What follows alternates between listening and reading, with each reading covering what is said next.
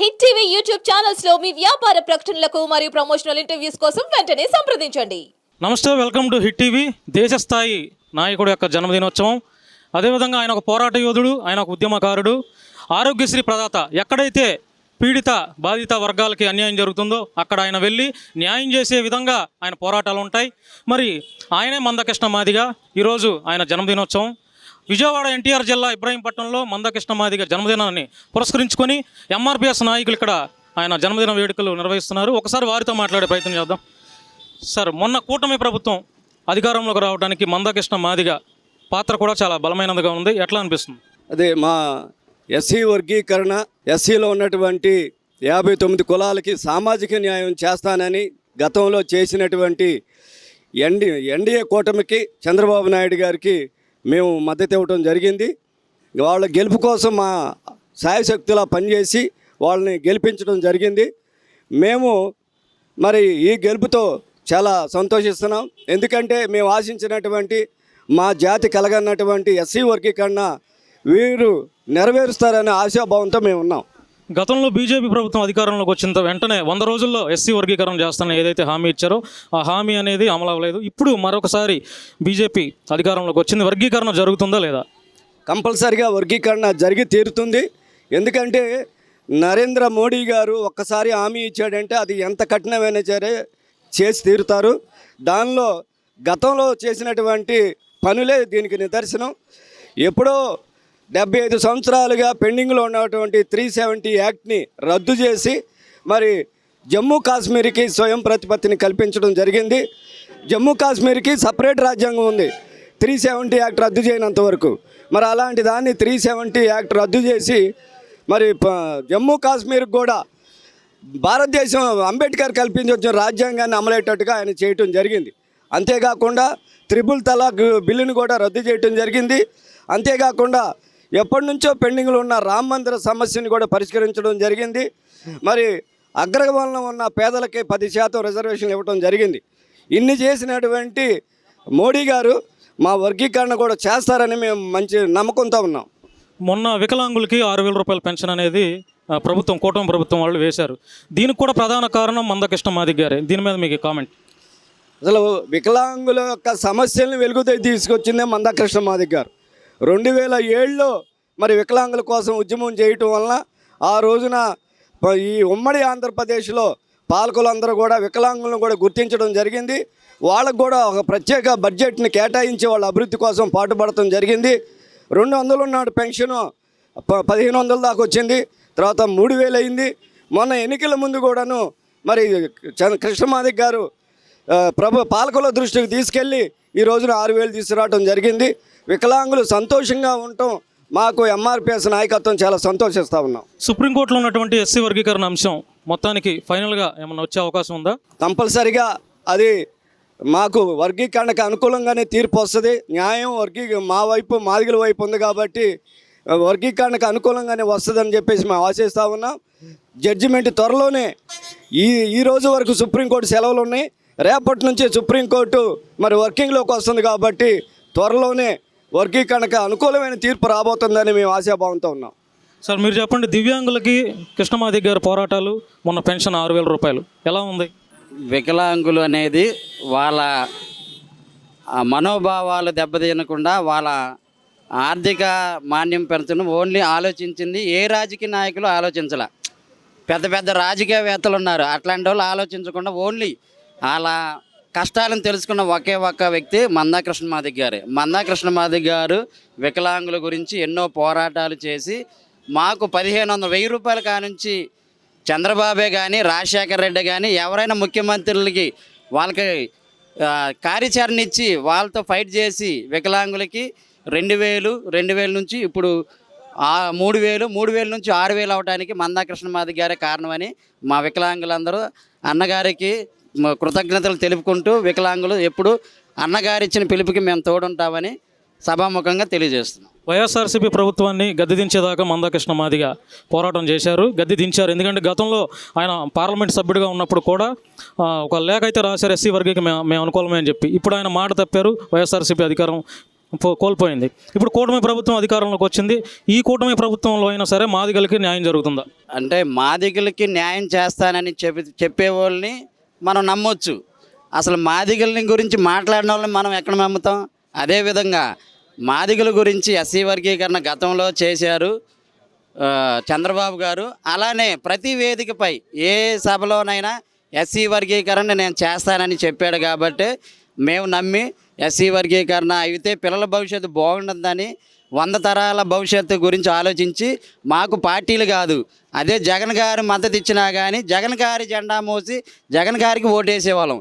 అట్లాంటిది జగన్ గారు మాదిగల గురించి వర్గీకరణ గురించి అసలు ఆలోచనే లేదు కాబట్టి జగన్ గారు చంద్రబాబు గారు చేస్తానన్నారు కాబట్టి టీడీపీకి కూటమికి మద్దతు ఇచ్చి కష్టపడి మాదిగల ఓటు మెజార్టీ చూపించగలిగాం. ఇంకా మిగతా పార్టీలు ఏవైతే ఉన్నాయంటే వైసీపీలో ఉన్నటువంటి మాదిగలు ఇంకా మిగతా వేరు వేరు పార్టీలో ఉన్న మాదిగలకి మీరు ఇచ్చే సూచనలు ఏంటి? అంటే పార్టీలు అనేది ఎవరు సొంత ఆలోచన ప్రకారం అలా ఉంటాయి. ఇప్పుడు నా ఆలోచన ఏంటంటే నాకు పార్టీలు ముఖ్యం కాదు. నేను ఒకప్పుడు మా నాన్నోళ్ళు మా పార్టీ ఇదే రానివాళ్ళు, కానీ నేను నా అవగాహన లేనంత వరకు పార్టీల కింద ఉన్నా. అవగాహన వచ్చిన తర్వాత పార్టీలు మనకి ఎన్నాళ్ళు మోసిన వాళ్ళ జెండా కానీ మనం ఉపయోగపడితే మన జాతి కోసం మన పిల్లల భవిష్యత్తు 100 తరాల వర్గీకరణ అనే విషయం మందాకృష్ణ మాది గారు ఆలోచించి పిల్లల తరాలు ఉద్యోగస్తులు అవుతారు, వాళ్ళ భవిష్యత్తు మారిద్దని ఒక్కటే వర్గీకరణ. కాబట్టి ఆ వర్గీకరణ ఏ పార్టీ చేసినా ఆ పార్టీకి మేము మద్దతుగా ఎప్పుడు తోడుకుంటామని, ఆ పార్టీని ఎప్పుడు పైకి ఉంచుతామని ఎస్సీ వర్గీకరణ తరపున అందరికీ తెలియజేస్తున్నాం. కులం కంటే మతం కంటే మానవత్వం గొప్పది. మందా కృష్ణమాదిగ గారిని మానవీయ కోణంలో చూడలేకపోవటం దురదృష్టకరమని ఈ సందర్భంగా గుర్తు చేస్తున్నాం. మందా కృష్ణమాదిగ గారు మానవీయ కోణంలో చూస్తే ఖచ్చితంగా ఆయన ఈ దివికి వచ్చినటువంటి ఒక మహోన్నత వ్యక్తి అని నేను గుర్తు చేస్తా ఉన్నా. కృష్ణమాదిగ గారు పట్టించుకున్నంత వరకు వికలాంగులకు ₹1 పెన్షన్ పెరగల, 75 రూపాయల నుంచి 200 రూపాయల వరకు. కనీసం సమాజంలో కూడా వాళ్ళకి గుర్తింపు లేదు, వాళ్ళకి ఒక జెండా లేదు, ఒక ఎజెండా లేదు. కృష్ణమాదిగ గారు 2007లో వికలాంగుల హక్కుల పోరాట సమితి ప్రారంభించి ఆ రోజున 200 నుంచి 1000 రూపాయలు, 1500 రూపాయలు, ఈరోజు 6000 రూపాయల పెన్షన్ పెరిగే వరకు మొన్నటి వరకు ప్రతిపక్షంలో ఉన్నటువంటి చంద్రబాబు నాయుడు గారి దగ్గరికి ఎస్సీ వర్గీకరణతో పాటు నా వికలాంగుల సమస్యలను పరిష్కరించండి అని చెప్పేసి వికలాంగులను తీసుకెళ్ళి వాళ్ళ సమస్యల పట్ల ఇవాళ పెన్షన్లు 6000 రూపాయలు అందుతున్నాయంటే అది మందా కృష్ణమాదిగ గారు విజయమా కాదా ఒకసారి ఆలోచించండి. ఇది మానవీయత కోణంలో జరిపినటువంటి ఉద్యమం.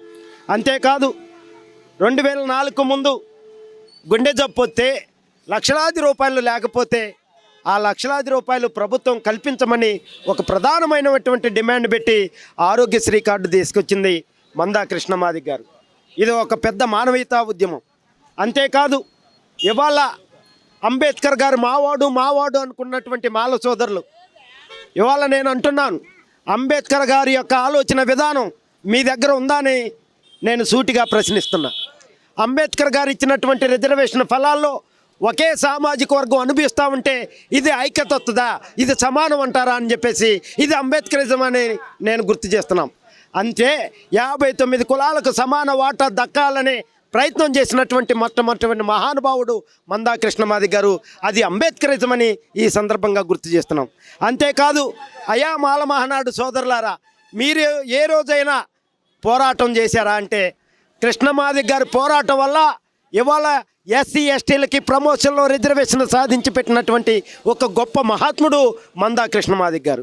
అంతేకాదు ఎస్సీ ఎస్టీ అట్రాసిటీ చట్టాన్ని కొట్టివేస్తే ఆ చట్టాన్ని మళ్ళీ పునర్నిర్మాణం భాగంగా అది పెద్ద ఎత్తున వరంగల్లో సభలు పెట్టి, అదేవిధంగా ఢిల్లీలో కూడా పెద్ద ఎత్తున సభ పెట్టి ఆ సభకు అన్ని వర్గాలను పిలిచి రాహుల్ గాంధీ గారిని పిలిచి చట్టం మరింత బలోపేతం చేసింది మందా కృష్ణమాదిగ గారు కాదా? కనుక కులం పుట్టిన ఉండొచ్చు కానీ కులం కంటే మానవత్వం గుర్తుంచుకోమని ఈ సందర్భంగా గుర్తు చేస్తున్నాం.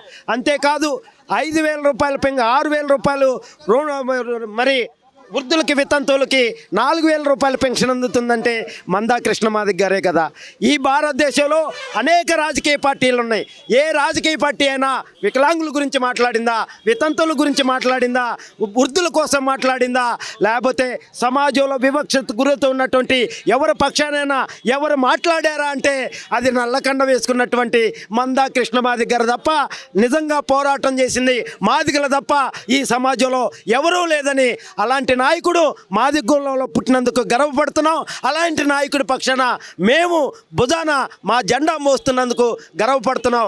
తుది రక్త బొట్టు వరకు మందా కృష్ణమాదిగ గారి నాయకత్వంలోనే మేము ప్రయాణిస్తామనేది కూడా ఈ సందర్భంగా గుర్తు చేస్తున్నాం. అంతేకాదు ఎన్డీఏ కూటమి ఉన్నప్పుడే వర్గీకరణ జరిగింది. 2000 నుంచి 2004 వరకు అక్కడ మరి బీజేపీ, ఇక్కడ టీడీపీ ఉండబట్టి ఉమ్మడి ఆంధ్రప్రదేశ్లో టీడీపీ ఉండబట్టే వర్గీకరణ జరిగింది. మళ్ళీ 2004 తర్వాత కాంగ్రెస్ పార్టీ వచ్చిన తర్వాతే వర్గీకరణ కొట్టేసింది.